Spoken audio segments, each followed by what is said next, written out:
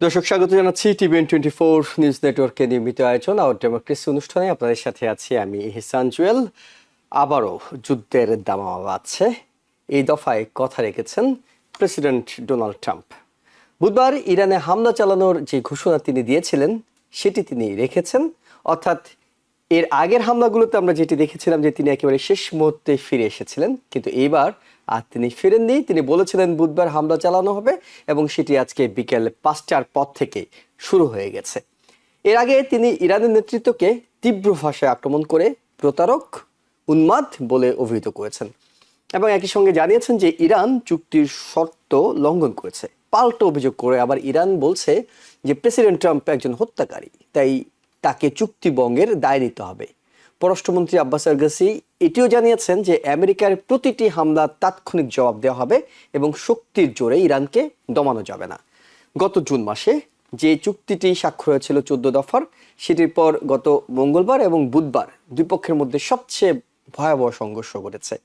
Hormuz প্রণালীতে 3টি ট্যাঙ্কারে হামলার জবাবে আমেরিকান সেন্টকম দক্ষিণ ইরানে জোরালো বিমান হামলা চালায়, যাতে 8 জন ইরানি সেনা নিহত হয়েছে এবং এর জবাবে ইরান বাহরাইন ও কুয়েতে মার্কিন সামরিক যে ঘাঁটি সেখানে পাল্টা হামলা চালিয়েছে।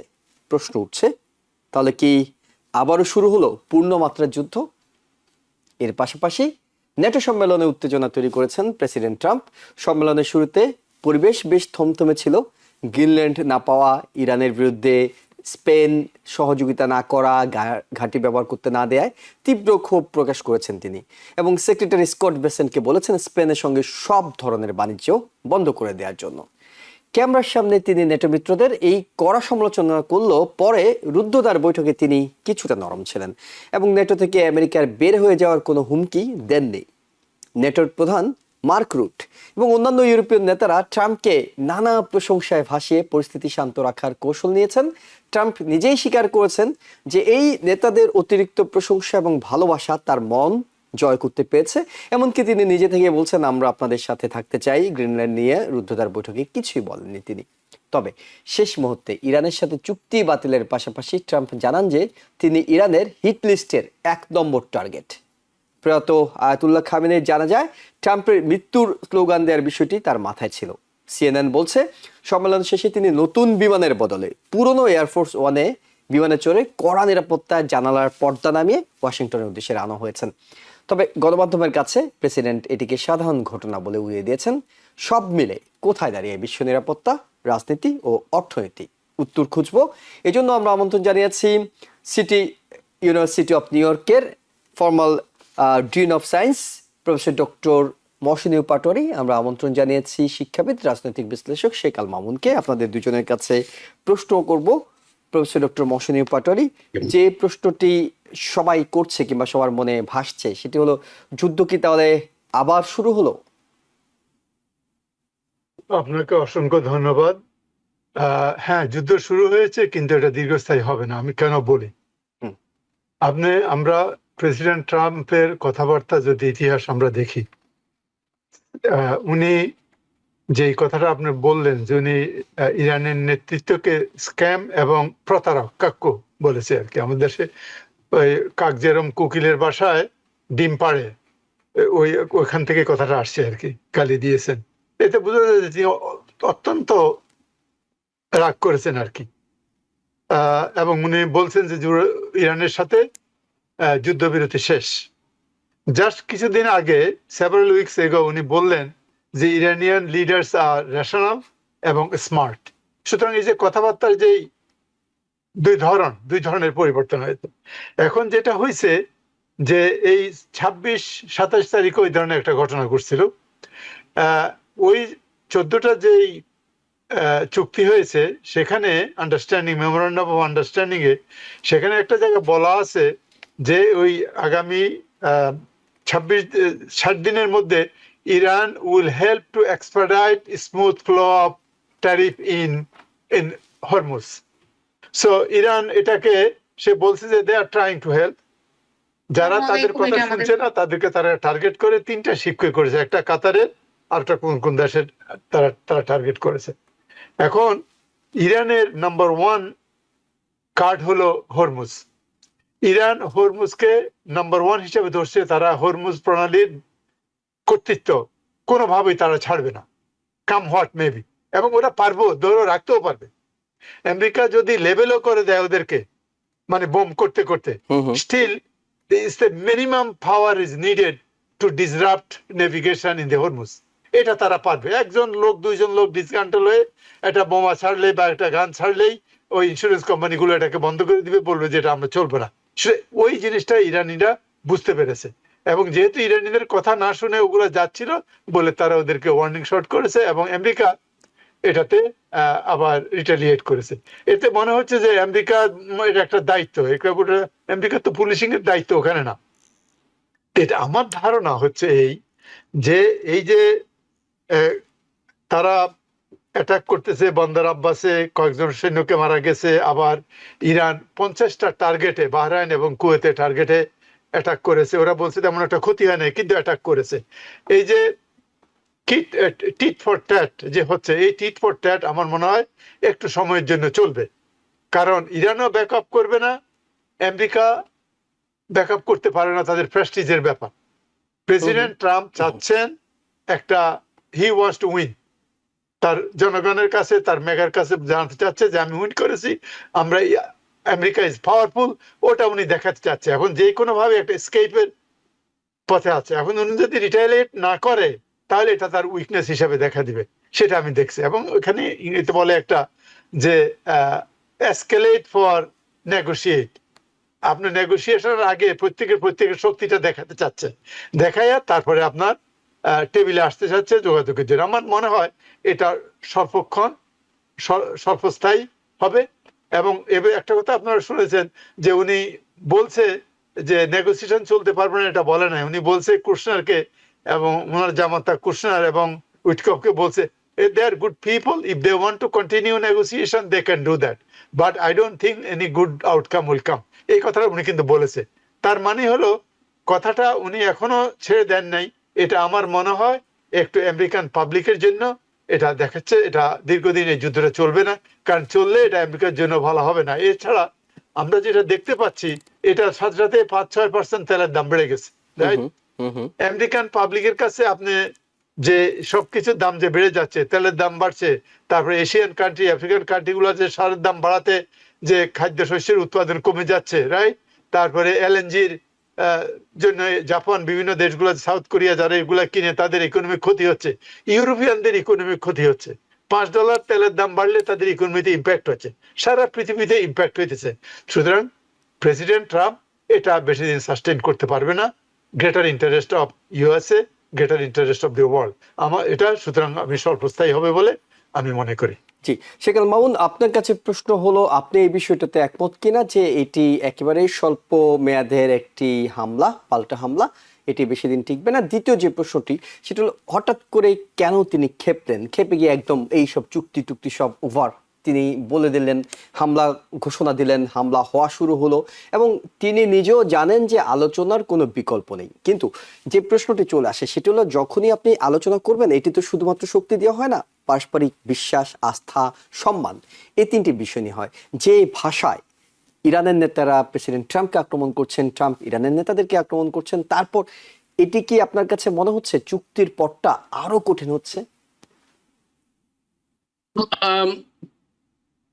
চুক্তির এটা একটু মনে হচ্ছে যে হ্যাঁ একটু ডিফিকাল্ট, বাট আসলে আপনি যেটা বললেন যে there is no alternate beside negotiating, আপনি লন্ডনের কথা বলেন বা যত প্রকারের ইন্টারন্যাশনাল বডি আছে তাদের সবাই একই কথা, যে what, there is no alternate beside negotiating the Iran and their regime, existing regime, because we can not be choking the whole world's economy.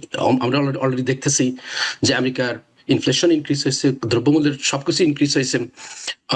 এখন ইরান যেটা চাচ্ছে যে it's very obvious, in what, this Hormuz is mine, is ours, it's not yours, it's my backyard, it's mine, so back off from here. So কেউ যদি তার কথা না শুনে সেখান থেকে বাইপাস করতে যায়, so Iran is taking action, এবং তার action is not you're going to bomb, and bomb is not going to be the solution. So এখানে especially UAE, Kuwait, they're suffering hugely. not only statistical installation but economical impact. আমরা যেটা জানি যে ইউএইর তাদের housing market collapsing, তাদের tourism industry collapsing, যেটা তাদের huge backbone of the economy, huge growing economy. So they want to stop this bleeding, they stop this carnage যেটা বলা হয়. They want to go back to the normal life. এবং সেটাই ট্রাম্পকে বোঝানোর চেষ্টা করছে. দেখেন ট্রাম্পকে কত কিছু আমিরাতরা দিচ্ছে, কাতারি দিচ্ছে, ইউএই দিচ্ছে, তাদেরকে প্লেন দিচ্ছে, $400 million ব্রাইব করছে, behind the scene they're giving so much money, so much commitment just to maintain the peace and prosperity in the Gulf region. So সেটা ট্রাম্পও হয়তো বুঝতেছে, কিন্তু ট্রাম্পের যে ইগো বা প্রেস্টিজ, যে you know what, I am the king of the world, you are not. But ইরানও বুঝতেছে, you know what, this is my backyard, this is my প্রণালী, this is my I have the full authority and I have to control it.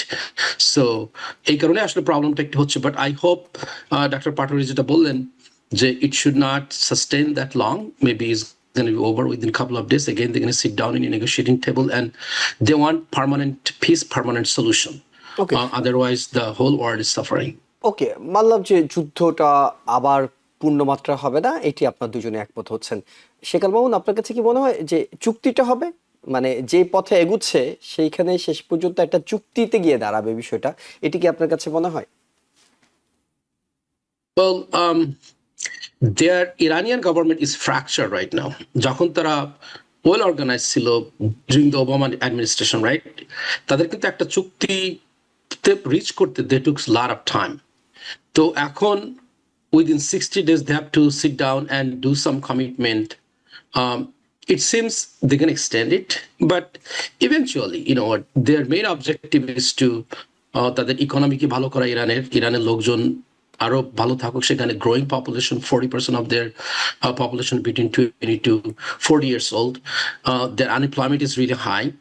So I know they have a huge potential. এবং আমেরিকাও সেটা জানে, আমেরিকাও business করতে চায়, European কান্ট্রিগুলো they want to be do the business and make money out of this situation.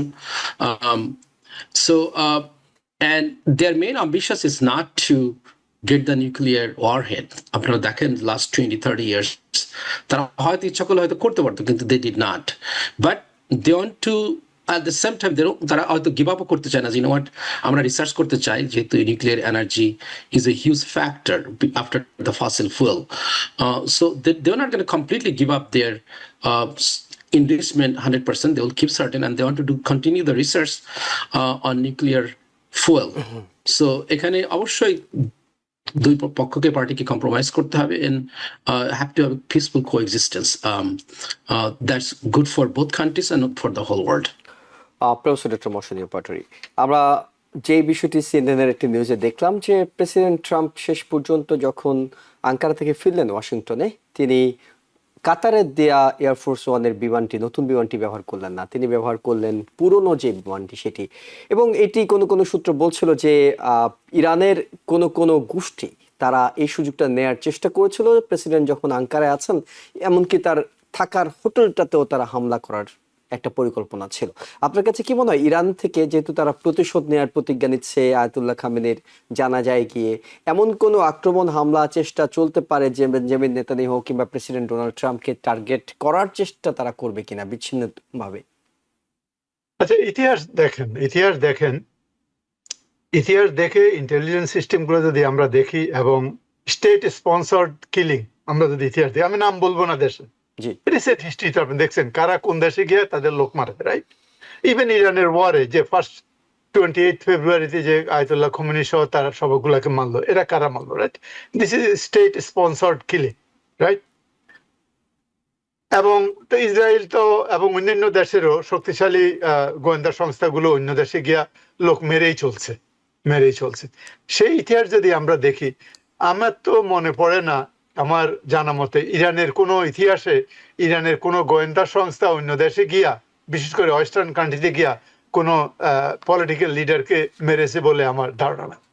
তবে ইমাম খোমেনির যে জানা যায় যেই স্লোগানগুলো হয়েছে, আমি মনে করি এগুলা স্বাভাবিক, কারণ তাদের একটা ধর্মীয় নেতা, number 1 person in the country, এখানে লট অফ ইমোশনাল দেয়া, সেই লট অফ ইমোশনালে মানুষ এটা করতে পারে টিট ফর ট্যাট, তুমি আমাকে মারছো আমি তোমাকে মারবো, রাইট?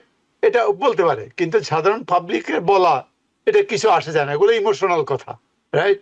কিন্তু যে তাকে যে এই প্রেসিডেন্ট ট্রাম্পকে অ্যাসাসিনেট করা বা করা, এটা ইট ইজ নট ইজি। কারণ প্রেসিডেন্ট ট্রাম্পের যেই আর কি আপনার কি বলে ওটাকে, যেই নিরাপত্তা এবং নিরাপত্তা বেষ্টনী এত স্ট্রং, রাইট?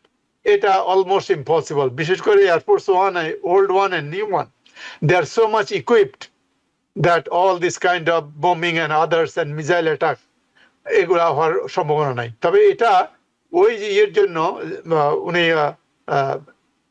একটা কারণে করতে পারে, টু বি সেফ, অর উনি তো বলছে উনি কাকে দেখানোর জন্য নাকি উনি আর্মিদেরকে, সোলজারকে শো আপ করার জন্য ওটা নিয়ে গেছিল, এটা আর কি। তো এটা এটা আমার মনে কেয়ারফুলনেস থেকে এটা হয়তো করছেন আর কি। কিন্তু আমার ধারণা ইরানের সেই ক্যাপাসিটিও নাই, সেই করার মতো তার নাই, কি বলে ক্যাপাসিটি নাই, এবং সে করার মতো তার ইচ্ছাও আছে বলে আমার মনে হয় না, ইতিহাস থেকে যা আমি জানতে পারছি আর কি। ওকে, শেখ আল মামুন, আপনার কাছে একটু নেটো প্রসঙ্গে যেতে চাই। নেটো এটি প্রেসিডেন্টের অনেক রাগের কারণ, গোস্বার কারণ ছিল, এবং কিছু কিছু ভালো বিষয় সেখানে ছিল, যে তিনি বলেছেন তোমাদের জিডিপির 5% তোমরা ব্যয় করো নিরাপত্তার জন্য। অনেকগুলো দেশ সেখানে তারা রাজি হয়েছে, করছে, এবং নেটোতে প্রেসিডেন্টের এই বিষয়টি নেটো নেতারাও অনেকে মন না চাইলেও মুখে প্রশংসা করেছেন। কিন্তু যে বিষয়টি হচ্ছে সেটা হলো স্পেনের ব্যাপারে তিনি যে সিদ্ধান্ত দিলেন, গ্রিনল্যান্ডের ব্যাপারে তিনি যেভাবে কথা বলছিলেন প্রকাশ্যে, এগুলো নেটোর গুরুত্বটা, অর্থাৎ যতটা গুরুত্বপূর্ণ হয়ে ওঠার কথা ছিল এই নেটো সামিটটা, ততটা হয়েছে কিনা? Well, NATO became weaker, এবং NATO is bleeding. NATO is spending billions of dollars for the Ukrainian war. আমরা জানি যে যখন ইউএসএ যখন স্টাফ ফান্ডিং করলো last year, right? So the NATO has to come out. All the European countries came out and fill up the gap. So they're doing a lot right now. কিন্তু it takes time to build the infrastructure. যেমন America যেভাবে build করছে তাদের defence infrastructure, European countries are not like that, because তারা, আপনারা দেখেন sociologist যেটাই বলেন না কেন, জার্মানি থেকে শুরু করে ফ্রান্স, সমস্ত স্ক্যান্ডিনেভিয়ান কান্ট্রিগুলো, they spend a big portion of their tax money to take care the society. So এখান থেকে তারা উইথড্র করে তাদেরকে যে স্পেন্ড করতে হবে more money toward buying the arms. So for what? They don't like to do any more war. They committed after the World War II. তাদের ভিতরে দেখেন, they didn't do any kind of serious fight among each other. যেটা অনেক আগে তারা করছে, world ওয়ারের আগে করছে, বা সেকেন্ড ওয়ার্ল্ড ওয়ারের আগে করছে। সো এরপরে they are very committed. Look, we don't like to waste money for this kind of war. So তাদের লোকদেরকে কনভিন্স করাও কিন্তু ডিফিকাল্ট। যখনই একটা লোক কোনো একটা পার্টি পাওয়ারে যায় এবং পাওয়ারে গিয়ে যদি they want to drastically invest into the, যেমন আমাদের ট্রাম্প বলতে পারে, you know what, I am gonna spend not 1/6, not 16%, I could increase more than that. কিন্তু ওইসব দেশে কিন্তু এটা বললে those people will take it very seriously. If they have to cut their food and healthcare cost and they have to spend this money for the defense, তখন কিন্তু those party is going to lose the power. That's exactly what happened. So ওখানকার পলিটিশিয়ানরা কিন্তু they know this game. So যদিও Trump যখন threat that, you know what, you have to spend this percentage, 5% from 2%. So 2% থেকে যখন 5% যায়, তখন they have to spend more than double of the defense budget from the previous year. Except Germany, none of the countries capable to spend this scale. So আপনি স্পেনের কথা বলেন, ফ্রান্সের কথা বলেন, they cannot really do it. আপনি যত জোরেই বলেন না কেন, যত বকাঝকাই করেন না কেন, ট্রাম্প যতবারই বলুক। So I don't know, NATO is getting weaker. NATO is fractured, but they're not going to spend so much money for this unnecessary war around the world. যেটা আমেরিকা যাচ্ছে, America is a warmonger, along with their partner. I know Middle Eastern কোন দেশ সারাক্ষণ সারা 1950 থেকে শুরু করে এই 2025 পর্যন্ত দেখেন কতগুলো 10টা থেকে প্লাস অর কন্টিনিউয়াসলি হতেই আছে একটা পর একটা, they don't like to stop. এবং এই অরগুলোকে কন্টিনিউ করতে গেলে তাদের পিছনে রিসার্চ করতে হয়, নতুন প্রকার অ্যামুনিশন তৈরি করতে হয়, নতুন প্রকার ফাইটার জেট তৈরি করতে হয়, ক্ষেপণাস্ত্র তৈরি করতে হয়, এবং they have to sell this thing to somewhere to recoup এই ধরনের বাজেটকে। So it's ইউরোপিয়ানরা they are not agreed with this kind of spending, যেটা আমেরিকা হয়তো করতেছে, because American politicians are sold out by certain group of the people. Professor doctor Mohsini Patwari, Spain এবং Greenland ইস্যুতে এবার NATO সম্মেলনে যেটা হলো, এটি আপনার কাছে মনে হচ্ছে লম্বা মেয়াদে কতটা প্রভাব রাখতে পারে, কিংবা এই ন্যাটো সম্মেলন থেকে আসলে কি পাওয়া গেল শেষ পর্যন্ত? এটা উনি তো প্রথমেই বলেছিলেন যে এই যে উনি টার্কিতে যাচ্ছেন আঙ্কারাতে, যেহেতু আঙ্কারার প্রেসিডেন্ট মিটিংটা ডাকছে, সেটা তার খুব ফেভারিট লোক, সেই জন্য সে সেখানে যাচ্ছে। এই যে ফ্র্যাকচার যে হয়েছে সেটা ঠিক। ইউরোপিয়ানরা এই যে ইরান যে ওয়ারটা, যে আমেরিকা যে ইসরায়েল ওয়ারে গেছে, ইউরোপিয়ানরা তারা it is not their war প্রথম থেকে তারা বলেছে, রাইট? এবং এটা নেটোর কোনো ওয়ার না। নেটোর যেই আর্টিকেল 5-এ যেটা আছে, কোনো নেটো কান্ট্রি যদি অ্যাটাকড হয় তাহলে অন্য দেশগুলো যোগ দিবে। এখানে কোনো নেটো কান্ট্রি অ্যাটাকড হয় নাই, ইউএস বরং অ্যাটাক করেছে, সুতরাং তারা ওখানে যায়নি। They have every right. যে ব্রিটেন বলেন, স্পেন বলেন, স্পেন তাদের ঘাঁটি ব্যবহার করতে দেয় নাই, ইটালি বলেন তারা দেয় নাই। এটা জেনুইন তারা বলেছে। আর 2 নম্বর হলো, এখানে হঠাৎ করে কেন তাদের খরচের বাড়ানোর জন্য এত উঠে পড়ে লাগলো? এগুলা সব মিলিটারি ইন্ডাস্ট্রিয়াল ইকোনমি, রাইট? ওরা ওদের জিডিপি খরচ বাড়ালে কি হবে? একটা মেজরিটি অফ দি অ্যামাউন্ট আমেরিকাতে চলে আসবে, কারণ আমেরিকার মিলিটারি ইন্ডাস্ট্রিয়াল যে কমপ্লেক্স গুলো আছে, অস্ত্রগুলা, হাই প্রোফাইল ইকুইপমেন্ট গুলো, এগুলো আমেরিকা থেকে কিনবে। সুতরাং আমেরিকা থেকে কিনলে আমেরিকার ইকোনমিতে হেল্প করবে। সুতরাং এটা নেটোকে শক্তিশালী করে না, বরং আমেরিকান ইকোনমিকে শক্তিশালী করে। ওটা আমাদের ইন্টারেস্ট আছে ওখানে, right?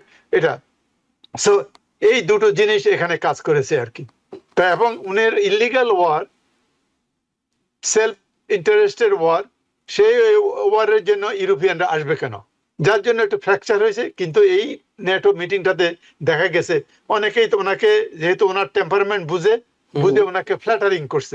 For example NATO secretary general, right, flattering করেছে, এবং অন্য নেতৃবৃন্দ তাকে ফ্ল্যাটারিং করেছে। উনি ফ্ল্যাটারিং পছন্দও করেন, রাইট? তো সেটাই যখন বাইরে এইসব কথাগুলো উনি বলছে, কিন্তু ভিতরে মিটিং এ নাকি মোর ইয়ে ছিল আর কি, আন্তরিক ছিলেন, মানে ঠান্ডা ছিলেন, আন্তরিক ছিলেন, আসেন একসাথে কাজ করি, সে ধরনের কথা তিনি বলেছেন। আর উপায় কি আছে? What is alternate? না মানে উনি তো সবসময় এইভাবে বলেন না, তিনি অল্টারনেট চিন্তা করেন না। তিনি তো বলেন যে নেটো আমার দরকার নাই, তোমরা তোমাদের বিষয়গুলো দেখো। এবং স্পেনের ক্ষেত্রে তাই করেছেন, স্কট বেসেনকে বলেছেন এই সব বাণিজ্য বন্ধ করে দাও।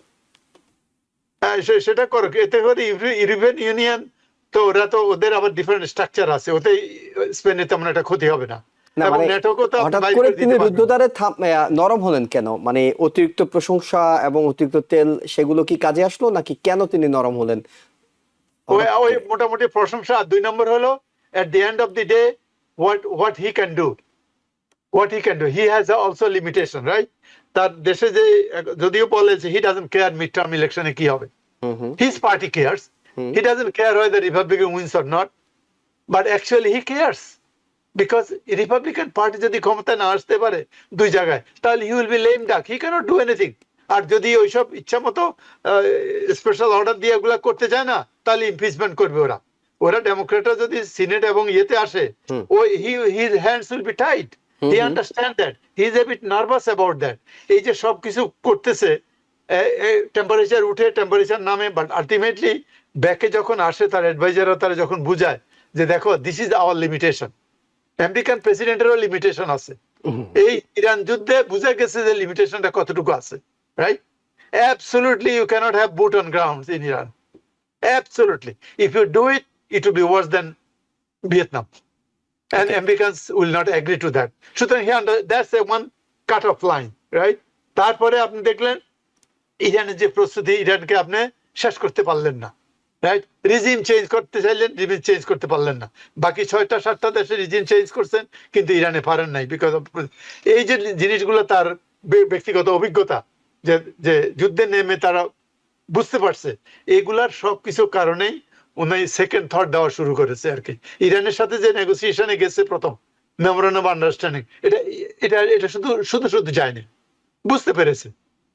কারণ ওই যে আমাদের মামুন সাহেবও বলেছে যে গালফ কান্ট্রিগুলো এখন বুঝতে পেরেছে। এই ক্ষেত্রে এই নেটো সম্মেলন থেকে সবচেয়ে যদি লাভবান কেউ হয়ে থাকেন একজনই, সেটি এরদোয়ান হয়েছেন, তুরস্ক হয়েছে, এটি আপনার কাছে মনে হয়? বিশেষ করে F-35 জেটের জন্য তুরস্ককে কিছু রিওয়ার্ড করছে, এই জন্য ইরান ওয়ারে তুরস্ক কিছু বলছে না, কিছু বলে, রাইট? লিপ সার্ভিস দেয় না, এইসব কারণে আর কি।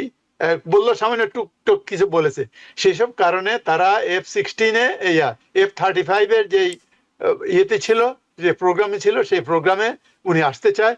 আর উনি $700 মিলিয়ন যেই ওনারা 5th জেনারেশন যে এরোপ্লেন বানাইছে, সেই এরোপ্লেনের ভালো ইঞ্জিন দরকার, সেই ইঞ্জিন আমেরিকা থেকে জেনারেল ইলেকট্রিক থেকে কিনতে চায়। সেই জিনিসটা, এই দুটো কারণেই, এবং ব্যক্তিগতভাবে এরদোয়ানের সাথে প্রেসিডেন্ট ট্রাম্পের সম্পর্ক ভালো। যা আপনি মনে রাখতে হবে, ইস্তাম্বুলে কিন্তু প্রেসিডেন্ট ট্রাম্পের ব্যবসা আছে, রাইট, হোটেল আছে। সুতরাং প্রেসিডেন্ট ট্রাম্প নিজের জিনিসটা ভালো করে দেখেন। হ্যাঁ, সবকিছু ভাই, এটা তো সব ইকুয়েশনের ব্যাপার। আমরা শেখাল মামুন, আপনি মনে হয় কিছু যোগ করতে চাইছেন? আমরা একটা বিরতি নিয়ে এসে আপনার কথাটা শুনছি, আমাদের সঙ্গে থাকুন। দর্শক, আমরা ছোট্ট একটা বিরতি নিচ্ছি, সঙ্গে থাকুন। দর্শক, স্বাগত আবারও। আমাদের সাথে যুক্ত আছেন সিটি ইউনিভার্সিটি অফ নিউ ইয়র্কের সাবেক ডিন প্রফেসর ডক্টর মহসিন পাটোয়ারি, আছেন শিক্ষাবিদ রাজনৈতিক বিশ্লেষক শেখাল মামুন। শেখাল মামুন, আপনি কিছু একটা যোগ করতে চাইছিলেন, আমরা নেটো নিয়ে কথা বলছিলাম। Well, আপনি জিজ্ঞেস করছেন যে Ankara what he get. So Ankara definitely Dr. Patwari বলছে যে he get F-35, the next generation most steel fighter. Beside that, Trump এরদোয়ানকে হ্যাপি করতে চাইছে to bring his on his side. তারপর মিডল ইস্টে দেখেন is so much things going on. So এখানে Turkey became a big factor. আমরা জানি যে Turkey bought the S-400 from the Russia. So Russia থেকে অনেক জিনিস কিনতেছে, অনেক বিজনেস করতেছে। So আমেরিকা চাচ্ছে যে look, we are better friend than Russia, so we could do more business. I could give you all the things যেটা তোমার দরকার, স্টিল ফাইটার থেকে শুরু করে যেসব প্যাট্রিয়টিক মিসাইল বা অ্যান্টি ডিফেন্স যেটাই বলেন সবকিছু তাকে দিবে। So it's a win win situation for both America বিক্রি করতেছে, and at the same time Turkey also could be very strong. Only person is really unhappy is Israel, because আমরা জানি যে Dr. Patwari যেটা বললো যে we need a specific next generation engine to really fly those kind of fast travel fighter jet, যেটা general electric তৈরি করে, Pratt and wheat তৈরি করে। সো জেনারেল ইলেকট্রিক থেকে এগুলো তো পারমিশন লাগবে। সো এটা পারমিশন পেলে Turkey could be very big powerful NATO member, because আমরা জানি যে অন্যান্য ন্যাটো মেম্বাররা they are not spending, but Turkey has a big strong military, এবং তাদের ডিফেন্স এবং তাদের এয়ারফোর্স যদি স্ট্রং হয় তখন it could be counter to Russia. So Russia থেকে মেইনলি দূরে আনার জন্যই আমার মনে হয় ট্রাম্প এটা ট্যাকটিকটা ইউজ করছে। জি, অনেক ধন্যবাদ আপনাকে বিষয়টি। এবং একই সাথে আপনি যেটা বলছিলেন যে কোনোভাবে ইসরায়েল চায় না তাকে এই ধরনের F-35 এর মতো অত্যাধুনিক জেট ফাইটারটা পেয়ে যাক, কিন্তু প্রেসিডেন্ট ট্রাম্প আমেরিকার স্বার্থ এবং তুরস্কের সঙ্গে বন্ধুত্বের বিবেচনায় এটি দিতে সম্মত হয়েছেন। আমরা একটু প্রফেসর ডক্টর মহসিন পাটোয়ারি আপনার কাছে জানতে চাই যে বিষয়টি, সেটি হলো যে আব্দুল এল সাইদ মিশিগানের একজন ডেমোক্রেটিক সেনেটর ক্যান্ডিডেট, যিনি এই মুহূর্তে বেশ আলোচনায় আছেন, এবং তিনি যদি কোনো কারণে জয়ী হন তিনি প্রথম কোনো আমেরিকান মুসলিম সেনেটর হতে যাচ্ছেন। আমরা একটু আপনার কাছে জানতে চাই, মিশিগানের রাজনৈতিক পরিস্থিতিতে তার মতো একজন প্রার্থী শেষ পর্যন্ত জয়ী হওয়ার সম্ভাবনা কতটুকু, কিংবা মূলত সেখানে কোন কোন ফ্যাক্টরগুলো কাজ করছে? মিশিগান তো এটা আপনারা জানেন যে মিশিগানে প্রেসিডেন্ট ওবামা একবার জিতেছে, তারপরে প্রেসিডেন্ট ট্রাম্প গতবার জিতলো, প্রেসিডেন্ট বাইডেনও একবার জিতেছে। সুতরাং মিশিগানটা হলো আপনার দুই পার্টির মধ্যেই আসা যাওয়া হয় আর কি, মানে সুইং স্টেট হিসেবে কি স্টেট বলে এটাকে, swing state, right, swing state মিশিগানে একটা। সুতরাং এখানে জিতার সম্ভাবনাটা দুই দিকের সমানভাবে, যারা মেসেজ গুলো ভালো দিতে পারে। আমি এই যে সাইদের কথাটা বলি ভাই, আমি সাইদ এই ভদ্রলোক যে সে তো আপনারা জানেন ইউনিভার্সিটি অফ মিশিগান থেকে সে পাশ করেছে, ভ্যালিডক্টোরিয়ান ছিল। তার সেই ভ্যালিডক্টোরিয়ান স্পিচের সময় যেটা দিছে, সেই দিন প্রেসিডেন্ট বিল ক্লিন্টন, প্রাক্তন প্রেসিডেন্ট বিল ক্লিন্টনের সেই ইয়েতে কমেন্সমেন্টে স্পিকার ছিলেন। তো president Bill Clinton was very impressed তার বক্তৃতা শুনে, এবং উনি বলেছে যে I wish you will be people like you should come to politics. তখন সে বলছিল যে yes but you don't know my name, right, it's not easy, something বলেছে। একটা জিনিস আমি বলি যে আই ওয়াজ সো ইমপ্রেসড, সে ভ্যালিডক্টোরিয়ান ছিল, সে কলম্বিয়া ইউনিভার্সিটিকে মেডিসিনে ডিগ্রি করছে, এমডি। সে পাবলিক হেলথে অক্সফোর্ড ইউনিভার্সিটি থেকে পিএইচডি করেছে। সে রোড স্কলার এবং সে একজন fantastic speaker. What else you want in a candidate. আর তার যে তার যে মেসেজটা, আমি বলি মেসেজটা ভেরি স্ট্রং। একটা জিনিস, উনি কিন্তু ডেমোক্রেটিক সোশ্যালিস্ট অফ আমেরিকার মেম্বার না কিন্তু। না, তিনি মানে বার্নি স্যান্ডার্সদের গ্রুপ না, ওকাসিয়া কিন্তু- কর্টেজদের গ্রুপ। হ্যাঁ ওকাসিয়া কর্টেজরা আবার তার মানে একই রকম পলিসিতে চলছেন আর কি। হ্যাঁ হ্যাঁ চলছে, কিন্তু উনি ক্যাপিটালিজমে বিশ্বাস করে। কিন্তু ওই যে আমি একবার বললাম, capitalism without compassion is anarchism and feudalism. ওইটা উনি বিশ্বাস করে যে আচ্ছা। ক্যাপিটালিজম থাকুক, কিন্তু ক্যাপিটালিজম যদি একটু কম্প্যাশন হয়, নিম্ন শ্রেণীর লোকরা যেন তাদের প্রয়োজনীয় জিনিসগুলা পায়। এবং এটা ধনীদের উপর অধিক কর, প্রায় 7% বেশি কর তিনি হ্যাঁ, বলছেন। তো উনি বলছে যে ওনার যে আর কি, যে আপনার ওই ফ্রি মেডিকেয়ার, হ্যাঁ। মেডিকেয়ারটাকে এক্সটেন্ড করা, এই কথা উনি বলেছেন। 7% ট্যাক্স বিলিয়নিয়ারদের উপরে তাদের সম্পদ থেকে, সেটা উনি কথা বলেছেন। এবং ওই মেডিসিনের কথা বলেছেন। অনেকগুলো পয়েন্ট তার আছে, সেই পয়েন্টগুলোর সাথে বার্নি স্যান্ডার্স এবং ওকাজিও কটেজ, হ্যাঁ। ওএসির কথাগুলো মিল আছে। তো এই জিনিসগুলো কিন্তু মানুষের তাছাড়া আরেকটা জিনিস হলো যে থার্ড ক্যান্ডিডেট যে মহিলা ছিল, সেই মহিলা আসলেই ডেমোক্রেটিক সোসাইটি অফ আমেরিকা বাম দিকে বেশি ছিল। তো সে তো এখন উইথড্র করে চলে গেছে। উইথড্র করে চলে যাওয়াতেই স্টিভেন হেলি, যে অ্যানাদার ক্যান্ডিডেট যাকে চাক শুমার সমর্থন করে, মানে এস্টাবলিশ ডেমোক্রেটরা সমর্থন করে, এবং এর দুজনের মধ্যে পরিষ্কার ডিফারেন্সটা আছে। একজনে হলো সাইদ, হলো গাজাতে জেনোসাইডের বিপক্ষে আছে উনি, ইসরায়েলকে যে অস্ত্র দেওয়া জেনোসাইডের জন্য, এটা সে তার বিরুদ্ধে। আইপ্যাক যে আইপ্যাক এবং বিগ যে প্যাকের যে মানি, সেই মানি যে আমাদের পলিটিক্সকে যে করাপ্ট করে ফেলছে, সে তার বিরুদ্ধে। সে বলছে সে $1 নিবে না। অপরদিকে হেলি স্টিভেন্স, সে ওই ইসরায়েলকে অস্ত্র দেওয়ার পক্ষে কথা বলেছে, উনি জেনোসাইডের কথা বলেন নাই। এই সবগুলো মিলাইয়া তাদের মধ্যে একটা শার্প ডিফারেন্স এখন হয়েছে। শুধু একটা কথা এখন তারা বলতেছে যে একটু লেফটের লোক, একে দিলে রিপাবলিকানদের সাথে জিততে পারবে না। দ্যাটস দি অনলি পয়েন্ট, এছাড়া আর কিছু না। তবে নিউ ইয়র্ক সিটিতে যে মোমেন্টাম দেখছেন, তারপরে আপনার কলোরাডোতে আমরা যেটা দেখছি, রাইট, ডেনভারে যেটা দেখছি, Saeed has a very good chance. যদি সে ভালোভাবে আরো ক্যাম্পেইন করে, গ্রাসরুট ক্যাম্পেইন করে, যদি সে নমিনেশন পেয়ে যায়, সে অন্য 2জন থেকে 4% আগে ছিল। এখন ওই যে বামপন্থী যে মহিলা ছিল, সে সরে যাওয়াতে তার এখন আমরা এই রেটিংটা এখন আর জানি না যে সরে যাওয়ার পর তার কত বাড়ছে হেলি থেকে। আমার ধারণা he will get through. Once he will get through, then that will be real fight because only 1% ডিফারেন্সে প্রেসিডেন্ট ট্রাম্প জিতছে কিন্তু গতবার। That real fight. তার মেসেজটা আমি মনে হইতেছে he might make a history like Obama made history, black person in American president.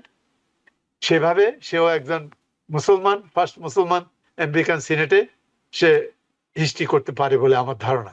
জি, শেখ আল মামুন, মানে আব্দুল্লাহ আল সায়েদকে শেষ পর্যন্ত সেনেটর হতে হলে, প্রথম মুসলিম কোন সেনেটর হতে হলে, তাকে প্রথমে স্টিভেন হ্যালি নিজের দলের মধ্যে, পরে মাইক রজার্সকে হারাতে হবে, রিপাবলিকান প্রার্থী যিনি সম্ভাব্য।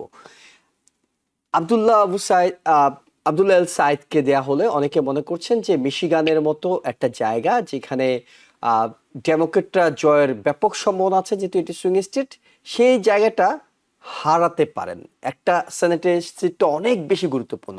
আপনার কাছে কি মনে হয় যে তিনি দুর্বল প্রার্থী হবেন রিপাবলিকানদের বিরুদ্ধে, নাকি তিনি যদি ডেমোক্রেটিক শক্তিশালী প্রার্থীকে পরাজিত করে আসতে পারেন, তাহলে তিনি আরো শক্তিশালী প্রার্থী হিসেবে ফাইট করতে পারবেন?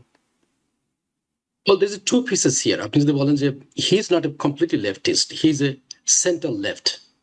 So he's not completely progressive, যেটা even though AOC endorsed him, Bernie Sanders also has a huge support, but he's not completely that direction. He said that. She also says, I believe in open market and all those things, but as I said, we should be compassionate. If the company has social responsibility.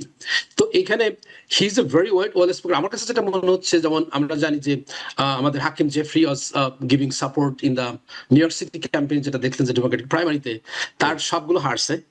এখন আমরা জানি যে AOC is going to run against চাক শুমার, এবং এখানে Chuck Schumer to save his back, সে তাকে তার অপোনেন্টকে ইন্ডোর্স করছে। আমরা জানি যে opponent is another regular Democrat, another free stump যেটা দিবে, যে ডেমোক্রেটিক পার্টি থেকে যেটা বলবে সেটাই শুনবে। কিন্তু পিপুল আর রেগুলার পিপুল আর যারা ইন্ডিপেন্ডেন্ট, যারা প্রোগ্রেসিভ ডেমোক্র্যাট, তারা কিন্তু এগুলো খুব ভালো করে এখন জানে। কিন্তু you know what, this guy is another guy from the Chuck Schumer, he is not gonna listen to us, listen to Michigan people. So এইদিকে যদি চিন্তা করেন, I believe that he has a chance of winning like 80%. Okay. So and after that, আপনি যেটা বলতেছেন যে হ্যাঁ, final ইলেকশনে গিয়ে যখন ডেমোক্রেটিক ভার্সেস রিপাবলিকান যখন হবে, তখন কি হবে? Well, Michigan is a swing state. Michigan was elected Democratic senator many times in the past, আপনি যদি স্ট্যাটিস্টিক্স দেখেন। সো ইটস নট লাইক ও আব্দুল একজন মুসলমান নেম, সাইদ নাম, সে যে লুজ করবে না, যেহেতু ডেমোক্রেটিক পার্টির গ্রাসরুট থেকে they have a huge support for this individual because he is very centrist. He's talking about the Medicare, যেটা ওবামা বলে যাচ্ছে, যেখানে আমরা জানি millions of people are losing their health care, people's income is going down, their cost of living is going up. এগুলো কিন্তু সবই কিন্তু ডেমোক্র্যাটদের কথা, এটা রেগুলার লোকের কথা। সো এটাতে সে যদি বিশ্বাস করে এবং এটা যদি সে মানুষকে বোঝাইতে পারে, so I don't think he should lose in the final election against Republican party. এবং মিশিগানে তো মানে আরবিক মুসলিম তাদের সংখ্যা অনেক বেশি। রাইট। সো তিনি একেবারে মুসলিম হিসাবে সেখানে ভোট কম পাবেন, বিষয়টি এমনও হওয়ার কথা নয়। It's not only Muslim population. There's a huge minority people, African American people, liberal, white, Democrat, working class people. So there's a huge number of people that support the Democratic nominee. So I don't see any kind of negative impact if he became selected or elected from this primary election. জি, professor doctor Patwari কিছু যোগ করতে চান? Rashida Talib Michigan থেকে না? রশিদা তালিব সে গত ইয়েতে Biden হারছে, কামালা হ্যারিস হারছে, এই জন্য অনেক মুসলিমরা ভোট দিতে যায়নি, কারণ দে আর ডিসকান্ট্রোল। সে এই জিনিসগুলো আসবে। আর 2 নম্বর যে ব্ল্যাক দের কথা বললেন, যে ব্ল্যাকরা কিন্তু উনি যখন স্টুডেন্ট ছিল তখন থেকেই কিন্তু ব্ল্যাকদের যে পড়াশোনাগুলা করা, ডিভয়েসের বুক, এই সেই পড়া, সে তার মধ্যে ওদের মধ্যে সে কিন্তু পপুলার, সে মানুষের সাথে মিশে যেতে পারে, বুঝছেন?